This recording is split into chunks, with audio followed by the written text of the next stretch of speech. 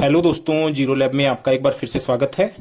आज के वीडियो में हम लोग इंडक्शन कुकटॉप में एरर कोड से संबंधित जो भी फॉल्ट होती हैं उनको जानेंगे, के साथ ही उनका निराकरण यानी उनका क्या सोल्यूशन है वो भी इस वीडियो में जानेंगे। तो यहाँ पे मैं जो प्रचलन में ज्यादा से ज्यादा इंडक्शन कुकटॉप हमारे आते हैं उन पे बात करूंगा।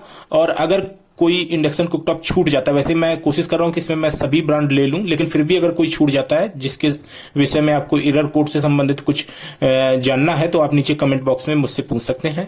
तो यहाँ पे हम बात करेंगे, पहले मैं आपको कुछ इंडक्शन कुकटॉप जो है इनमें एरर कोड किस तरह की आती है वो बताता हूं। जैसे कुछ इंडक्शन कुकटॉप में E0, E1, E2, E3, E4, E5, E6, E7 और E8 टाइप की एरर कोड्स आती हैं। इसके अलावा कुछ इंडक्शन कुकटॉप में C1, C2, C3 या F0, F2 या F4 या F8 टाइप की एरर कोड हमें देखने को मिलती हैं। तो ये जितनी भी एरर कोड है इनका क्या मतलब है और इनको कैसे सॉल्व करेंगे ये चलिए जानते हैं। तो सबसे पहले मैं कुछ ब्रांड जो है यहाँ पे आपको बताता हूं कि ये जो ब्रांड है इनमें कौन सी एरर कोड आएंगी। जैसे हमारे चाइनीज ब्रांड हैं जितने भी, उनपे भी यही नियम लागू होगा। और इसके अलावा Prestige, TCL, iBell, Electrolux, Sunflame, Glen, इलांसा, पद्मनी, सॉफ्टेल, ऊषा, सिंगर या खेतान, विप्रो, फैबर, महाराजा, पीजन और बटरफ्लाई, ये जितने इंडक्शन कुकटॉप हैं, साथ में इनके मैंने बताया कि चाइनीज ब्रांड भी जो हैं वो भी इसमें आते हैं। इनमें जो एरर कोड आती है जैसे E0 आ रही है, तो E0 का मतलब क्या है?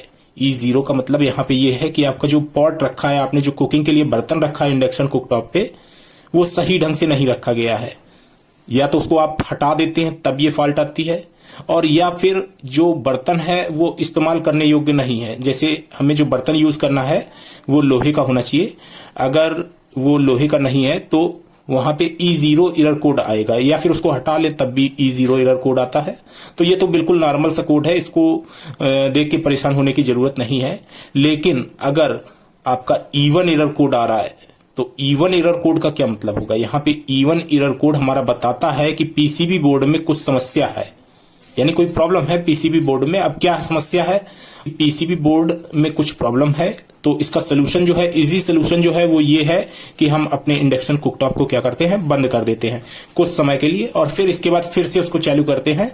ज्यादातर E1 जो प्रॉब्लम है ये सॉल्व हो जाती है। अगर फिर भी नहीं सॉल्व हो रही है तो आप इस पीसीबी बोर्ड में जो कनेक्शंस हैं जहां पे हाई करंट गुजरता है, वो कनेक्शंस आप ड्राई सोल्ड होने के लिए चेक कर सकते हैं। कोई कनेक्शन जो है ड्राई सोल्ड तो नहीं हो गया है। अब फॉल्ट आती है E2 जो फॉल्ट आती है ये हमारे टेम्परेचर से संबंधित है, यानी इसमें जो टेम्परेचर सेंसर है उस पे डिपेंड है। तो यहाँ पे मैंने आपको पिछले वीडियो में बताया था कि इंडक्शन कुकटॉप में एक इस तरह का टेम्परेचर सेंसर यूज किया जाता है, जो कि हमारे इंडक्शन कुकटॉप की मेन कॉइल जो होती है, मेन कॉइल मैं आपको दिखा देता हूं। ये हमारी मेन कॉइल है। मेन कॉइल के सेंटर में ये इस तरीके से लगा होता है। यहाँ पे ये हमारा जो सेंसर है ये हमारा टेम्परेचर सेंसर है, और ये कॉइल के सेंटर में होता है, जो वर्किंग कॉइल होती है मेन कॉइल इसके सेंटर में। तो ये जो है ये हमारा जो टेम्परेचर सेंसर है ये या तो ओपन हो जाता है या ये क्या होता है, शॉर्ट हो जाता है। दो चीजें हो सकती हैं, अगर ओपन है तब भी ये प्रॉब्लम आती है या शॉर्ट है तब भी ये प्रॉब्लम आती है। दूसरी चीज आपको इस पे देख लेना कि यहाँ पे जो ये थर्मल कंपाउंड हम लगाते हैं, इस तरह का थर्मल कंपाउंड भी यूज किया जाता है या फिर इस तरह का थर्मल कंपाउंड यूज किया जाता है। सिरेमिक जो प्लेट ऊपर की होती है जिसपे पॉट हम रखते हैं, उसके और टेम्परेचर सेंसर के बीच में ये जो थर्मल कंपाउंड है ये सही तरीके से लगा होना चाहिए। अगर ये नहीं लगा तब भी हमारी ये प्रॉब्लम जो है ये आती है। तो इसको आप सॉल्व कर पाएंगे। थर्मल कंपाउंड पहले चेक कर लीजिए कि सही से लगा है कि नहीं लगा है। अगर सही से लगा है तो फिर आपका जो टेम्परेचर सेंसर है ये प्रॉब्लम कर रहा है, इसको आपको रिप्लेस करना होगा। तो ये ज्यादा कॉस्टली नहीं आता है, बहुत सस्ते आते हैं, तो इसको आप रिप्लेस कर सकते हैं। लेकिन उससे पहले आप उसको बंद करके देख लीजिए, एक बार सही से बंद करके दोबारा से चालू करके देख लीजिए, और जो ये थर्मल पेस्ट है इसको प्रॉपरली लगा के एक बार टेस्ट कर लीजिए। हो सकता है कि इतना करने पे ही जो आपकी E2 फॉल्ट आ रही है ये सॉल्व हो जाए। तो ये तो हो गई हमारी E2 फॉल्ट के बारे में। अब देखते हैं E3 फॉल्ट आती है। तो यहाँ पे अगर E3 फॉल्ट आती है तो E3 फॉल्ट का मतलब क्या होता है? यहाँ पे E3 का मतलब होता है वोल्टेज जो है, इनपुट वोल्टेज जो है वो ज्यादा आ रहा है, यानी जो सप्लाई वोल्टेज है वो ज्यादा आ रहा है। तो इसके लिए क्या करना होगा? तो इसके लिए कोई भी माने सोल्यूशन नहीं है, बिल्कुल सिंपल सा काम आपको करना है कि इसको आपको बंद कर देना, इंडक्शन कुकटॉप को कुछ देर इंतजार करना है। वोल्टेज जब सही आए तब आप दोबारा से उसको चालू करें। बाकी अगर स्टेबलाइजर अगर आपके पास है तो स्टेबलाइजर से आप कंट्रोल कर सकते हैं voltage. Main line main supply अगर ज्यादा आ रही है तो उसके लिए कुछ भी नहीं कर सकते हैं। इसी तरीके से E4 फॉल्ट आती है। E4 फॉल्ट का मतलब है सप्लाई वोल्टेज कम आना।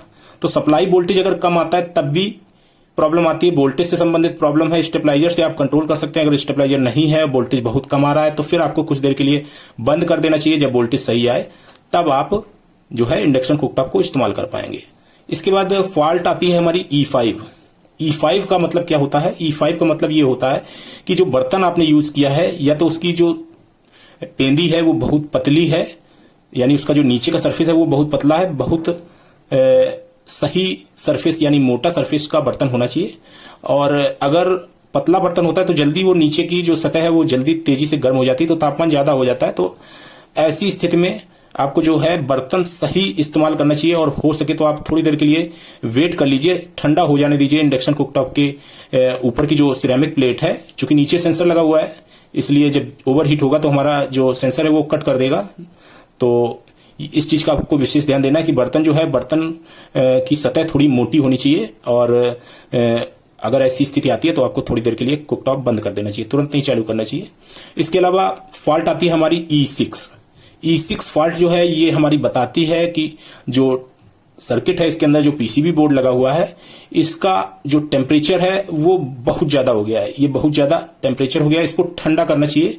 E6 हमें बताता है कि टेम्परेचर बढ़ा हुआ है, लेकिन टेम्परेचर किस कारण बढ़ा हुआ है, इसमें कई कमियां हो सकती हैं। जैसे इसके अंदर जो कूलिंग फैन लगा होता है, मैंने आपको पिछले वीडियो में दिखा था, एक कूलिंग फैन इस तरह का लगा होता है। तो ये कूलिंग फैन जो है ये हो सकता है कि कुछ स्पीड इसकी कम हो गई हो, क्योंकि अगर स्पीड कम हो जाएगी तो अच्छी तरीके से ये अंदर की जो गर्मी है उसको बाहर नहीं निकाल पाएगा। ऐसी स्थिति में जो E6 फॉल्ट है ये E6 फॉल्ट आ सकती है। तो फैन की स्पीड जो है इसको भी आपको देखना है, साथ ही वेंट यानी जो हवा निकलने की रास्ता है उसको आपको देखना है। हवा निकलने के होल्स हैं उनको आपको चेक करना है, प्रॉपरली सब खुले हुए हैं, कहीं से ब्लॉकिंग वगैरह तो नहीं है। तो ये जो वायु अवरुद्ध है इसके कारण ये त्रुटि जो है, एरर जो है ये आ सकता है। तो इस चीज का आपको ध्यान देना पड़ेगा। इसके अलावा हमारी जो नेक्स्ट फॉल्ट आती है E7 फॉल्ट। E7 फॉल्ट में आपको ये टेक्निकल फॉल्ट है। E7 फॉल्ट जो होती है ये हमारा जो है इसमें यहाँ पे जो IGBT लगा हुआ है, IGBT के नीचे यहाँ पे मैं आपको दिखा देता हूं, ये सर्किट बोर्ड है। IGBT के नीचे यहाँ पे इस जगह पे जहां पे ये आप थर्मल पेस्ट देख रहे हैं इसके नीचे ही एक टेम्परेचर सेंसर और लगा हुआ है। यहाँ पे ये ऊपर से थर्मल पेस्ट जो है इसमें फिलअप किया जाता है। कुछ में ये IGBT के नीचे लगा होता है, कुछ में ये कुछ सर्किट्स जो हैं उनमें हमारा जो थर्मल सेंसर है ये यहाँ साइड में भी हो सकता है। तो इस चीज का आपको ध्यान देना कि कहाँ पे है। जिनमें नीचे होता है इनमें अगर ये फॉल्ट आ रही है, यानी IGBT के नीचे लगे हुए थर्मल सेंसर में ये फॉल्ट आ रही है, तो ये जो थर्मल कंपाउंड आपने लगाया है ये प्रॉपरली नहीं लगा होगा, जगह होगी, स्पेस होगा, तो सही से टेम्परेचर जो है वो नहीं रीड कर पाता है, उसकी वजह से आ सकती है। या हमारा ये जो टेम्परेचर सेंसर है ये खराब हो सकता है, खराब होने की कंडीशन में भी ये प्रॉब्लम जो है ये दिखाई देती है। और इस टेम्परेचर सेंसर के शॉर्ट या ओपन होने की कंडीशन जो है, इस कंडीशन में आपको इसको रिप्लेस करना होता है। तो यहाँ पे E7 फॉल्ट हमने देख ली। अब हम देखते हैं E8 फॉल्ट। तो E8 फॉल्ट जो है ये भी बिल्कुल सिंपल सी फॉल्ट है। इसमें जो इंडक्शन कुकटॉप है इसमें जो हमने पॉट यूज किया है यानी जो बर्तन यूज किया है वो बर्तन जो है सही नहीं है। वो बर्तन लोहे का होना चाहिए, यानी चुंबकीय गुण होना चाहिए उसमें, मैग्नेट के साथ वो बर्तन चिपकना चाहिए, उसकी तरी जो है, पेंदी जो है वो चुंबक से चिपकनी चाहिए। अगर उस बर्तन की तली यानी उसकी पेंदी जो है वो चुंबक से नहीं चिपक रही है तो इसका मतलब वो बर्तन जो है उपयोग करने योग्य नहीं है, तो आपको वहां पे बर्तन चेंज करना होगा। E8 फॉल्ट जो है इस कारणवश आती है। अब देखते हैं, जैसे वर्लपूल का हमारे पास एक इंडक्शन कुकटॉप है और उसमें जो फॉल्ट आती है, एरर कोड जो आती है वो थोड़ा सा अलग है, सबसे अलग है थोड़ा सा। वर्लपूल के जो एरर कोड्स हैं उनको हम समझते हैं। वर्लपूल के एरर कोड में C1 एक एरर कोड है। C1 एरर कोड अगर हमें दिख रहा है डिस्प्ले पे तो इसका मतलब है कि जो इनपुट वोल्टेज आ रहा है वो कम है। तो यहां पे हमें प्रतीक्षा करनी होगी कि जो सप्लाई वोल्टेज है वो कुछ बढ़े। हो सकता है वोल्टेज कम आ रहा हो तो या तो हम स्टेबलाइजर का उपयोग करें और वोल्टेज बढ़ाएं, या कुछ समय हमें वेट करना होगा। इसके अलावा C2 और C3 ये दो फॉल्टें और दिखाता है।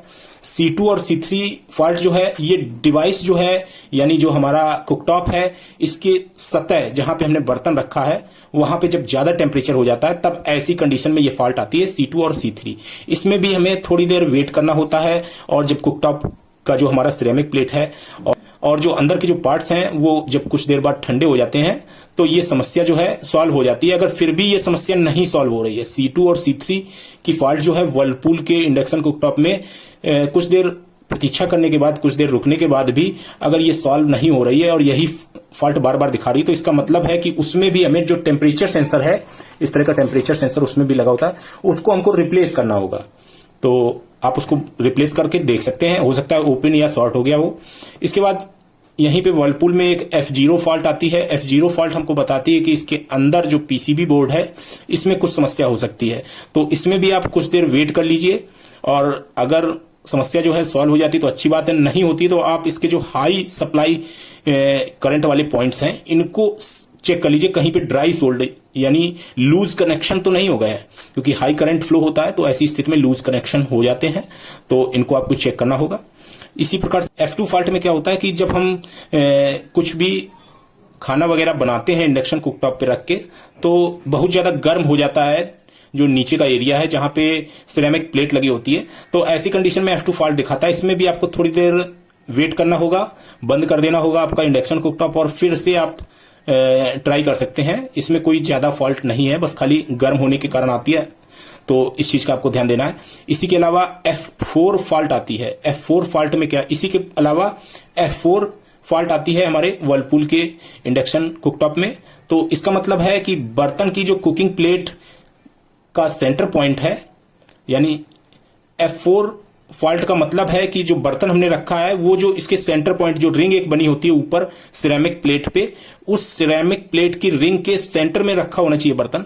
अगर वो सेंटर में नहीं रखा है और वो कंट्रोल पैनल के ज्यादा नजदीक या उस साइड, किसी भी साइड हो, सेंटर में ना हो, ऐसी स्थिति में F4 फॉल्ट जो है वो आती है। इसमें क्या है कि F4 फॉल्ट में आपने देखा होगा, हो सकता है कि इंडक्शन कुकटॉप में F4 फॉल्ट की वजह जो है कंट्रोल पैनल के साइड में एक और टेम्परेचर सेंसर लगा देते हैं। 2 टेम्परेचर सेंसर इस तरह के आपको देखने को मिलेंगे। इस तरह के 2 टेम्परेचर सेंसर किसी इंडक्शन कुकटॉप में लगे होते हैं। तो अगर कंट्रोल पैनल की साइड में अगर बर्तन है तो ऐसी स्थिति में जो है E4 फॉल्ट प्रदर्शित करता है। आपको सेंटर में ही जो पॉट है उसको रखना होगा, यानी बर्तन जो है वो सेंटर में रखेंगे सर्किल के, तो F4 फॉल्ट जो है वो नहीं आएगी। इसके अलावा F8 फॉल्ट आती है। F8 फॉल्ट में क्या होता है कि जैसे कोई चीज हम पका रहे हैं अपने इंडक्शन कुकटॉप पे और बहुत देर तक हमें पकाना होता है, बहुत टाइम चाहिए होता है हमको, तो ऐसी स्थिति में क्या होता है कि इंडक्शन कुकटॉप के अंदर के जो पार्ट्स हैं वो काफी गर्म हो जाते हैं, क्योंकि बहुत देर तक लगातार यूज करने पे जब वो गर्म हो जाएगा तो ऐसी स्थिति में वो कट ऑफ करेगा। उस कट ऑफ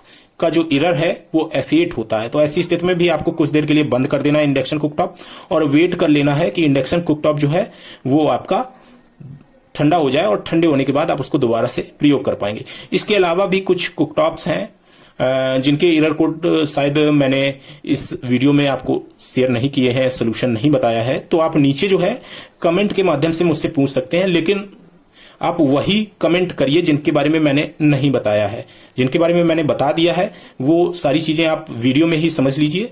और जो सेकंड चैनल है जीरो लैब का, वहां पे भी अब मैं आपके जो क्वेश्चंस हैं उनसे संबंधित वीडियो जो है अपलोड करना चालू कर रहा हूं। तो वहां पे अगर आप उन वीडियोस को देखेंगे तो आपके जो क्वेश्चंस आपने यहाँ पे इस चैनल में पूछे हैं, हो सकता है आपके क्वेश्चंस का वहां पे रिप्लाई मिल जाए। तो आशा करता हूं कि ये वीडियो जो है ये आपको काफी हेल्पफुल रहेगा, और नेक्स्ट वीडियो में मैं इंडक्शन कुकटॉप की रिपेयरिंग से संबंधित कुछ टेक्निकल बातें जो है वो एक्सप्लेन करूंगा आपके साथ। तो आज के वीडियो में इतना ही। Thanks for watching, have a nice day.